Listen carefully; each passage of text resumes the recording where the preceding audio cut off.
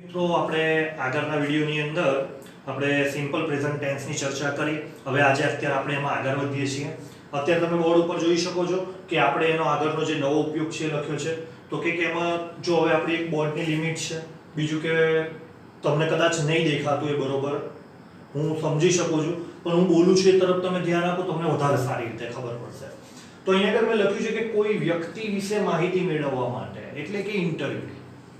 માહિતી મેળવવી એટલે શું? કે માની લો કે મારે તમારી માહિતી મેળવવી છે, હું તમારી સાથે ચર્ચા કરી રહ્યો છું, આપણે સામે ચર્ચા કરી રહ્યા હોય, અથવા મારે સામેની વ્યક્તિની નહીં પણ એ કોઈ બીજા વિશેની વાતો હું એની જોડેથી માહિતી મેળવી રહ્યો હોઉં. તો બીજા વિશેની પણ માહિતી મેળવવી હોય તો પણ આપણે કયા કાળનો ઉપયોગ કરીશું? Simple present tense.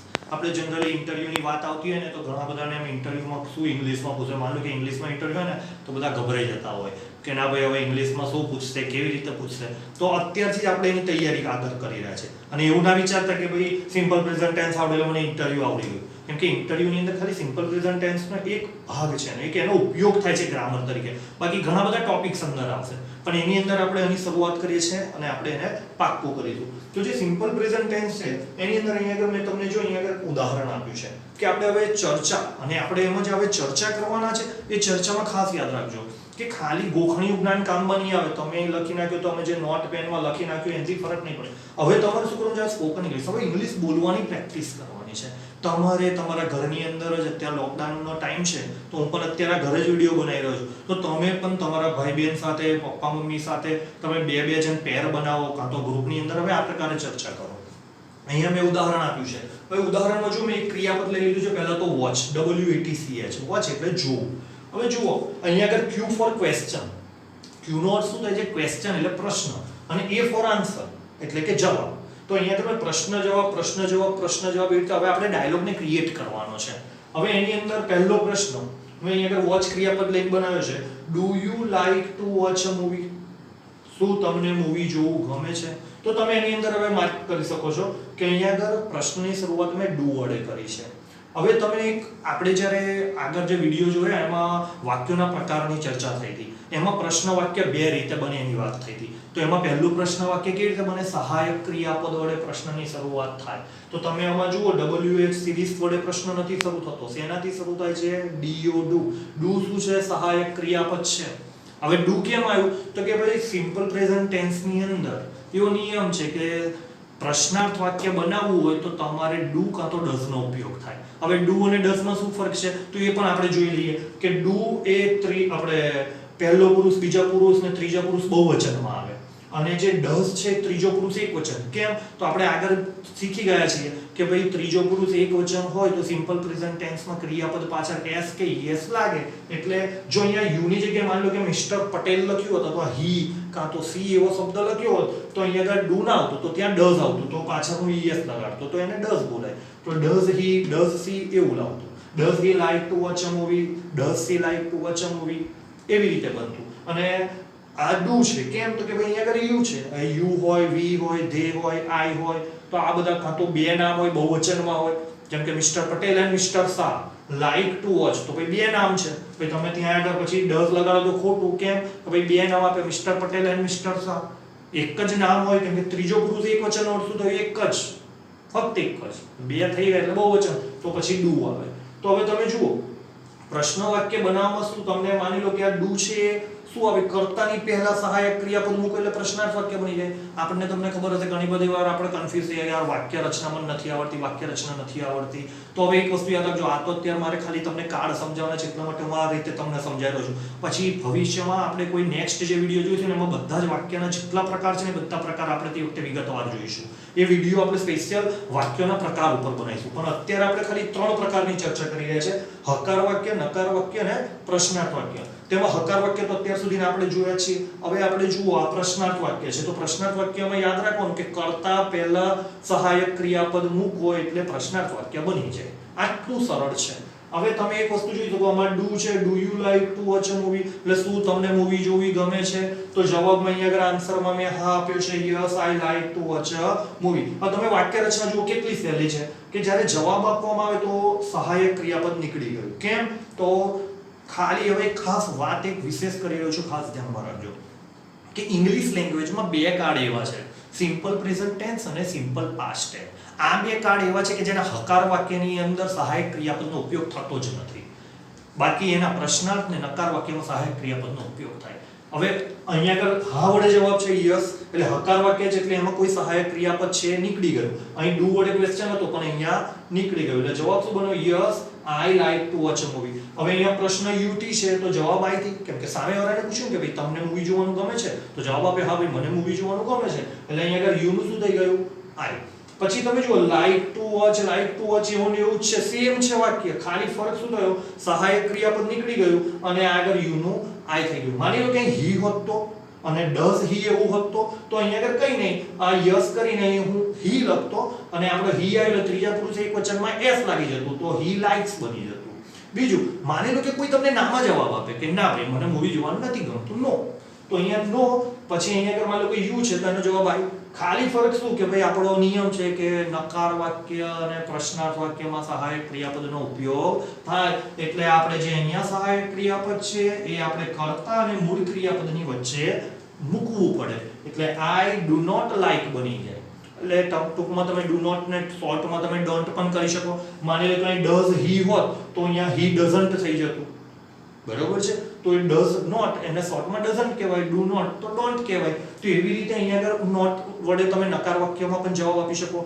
અને આપણે એમાં જોયું હતું કે ભાઈ સહાયક ક્રિયાપદ વડે પ્રશ્ન હોય તો જવાબ કાં તો હા કાં તો ના, એટલે અહીંયા યસ માં આવે કાં તો આન્સર નો માં આવે. પણ જો નો વડે જવાબ લખવામાં આવ્યો હોત તો મે બી પોસિબલ આગળ પછી આપણે ક્રિયાપદ બદલી નાખવું પડે, કેમ કે ત્યાં વાત આપણી આગળ વધી શકે નહીં. એટલા માટે મેં કન્ટિન્યુ કરવા તમને સમજાવવા માટે એક જ ક્રિયાપદમાં આગળ યસ માં આન્સર લઈને આપણે આગળ વધ્યા. હવે જુઓ આ વાક્ય pattern do you like to watch a movie મારી આગળ એવી ને એવી છે.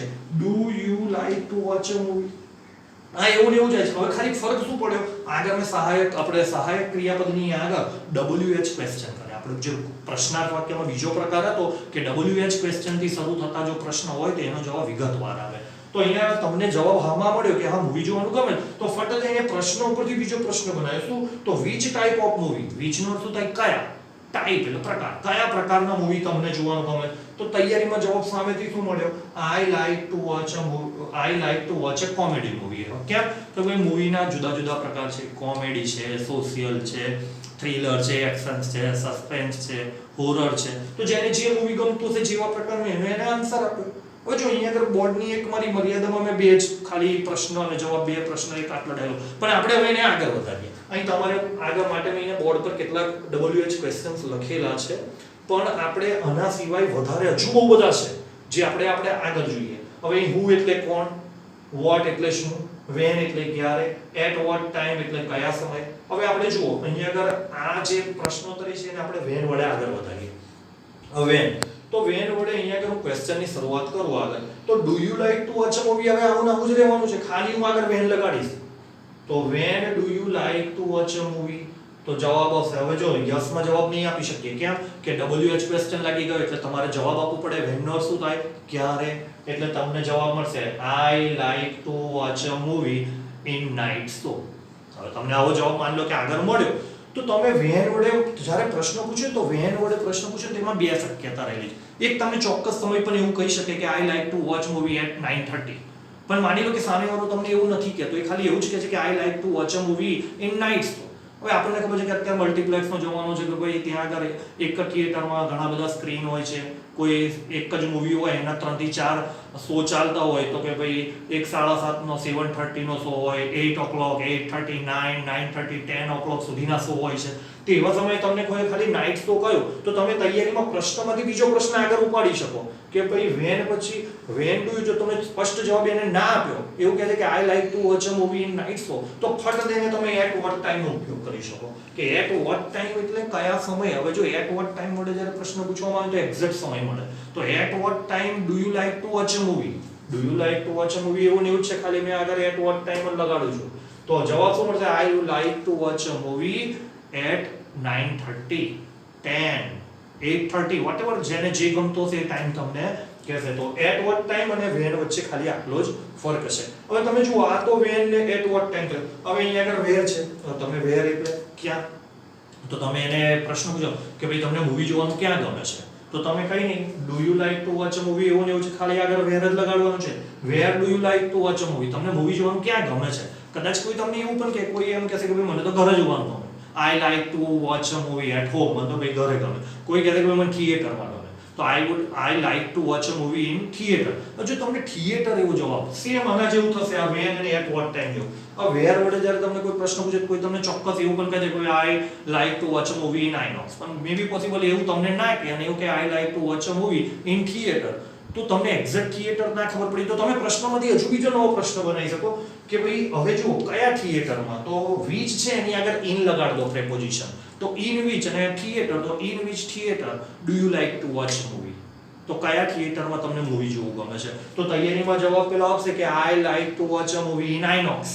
પછી તમને એક્ઝેક્ટ જવાબ મળ્યો કે ભાઈ કયા થિયેટરમાં, તો આઈનોક્સમાં.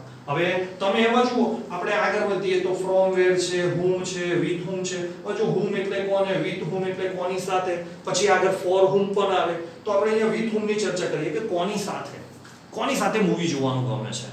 તો with whom આગળ આનું વાત છે, do you like to watch a movie, with whom do you like to watch a movie? તો ભાઈ તમને કોની સાથે મૂવી જોવાનું ગમે છે?